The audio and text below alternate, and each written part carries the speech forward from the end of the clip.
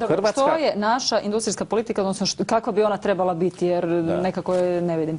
Mi nemamo hrvatske industrijske politike, mi imamo industrijsku politiku, ono što je tražila od nas Europa kao pregovaračko stajalište, i mi smo to napravili za Europsku uniju. Mi to nismo napravili da po tome mi vodimo hrvatsko gospodarstvo. Znači, na njemačkom jeziku industrijska politika se zove strukturna politika, strukturpolitik.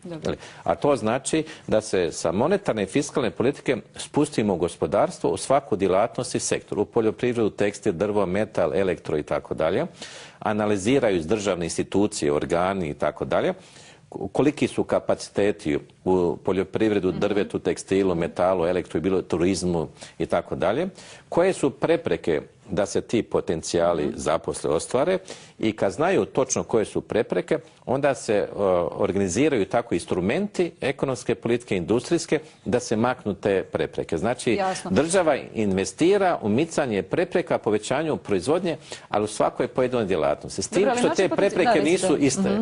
U tom je specifično. Znači, nećemo generalno spustiti ili povećati poreze i doprinose, sve će biti riješeno. Jer zapravo time možda neće biti ništa riješeno, najvjerovatnije ništa, nego morate imati specifične instrumente da maknete posebne prepreke u svakoj djelatnosti. Jasno.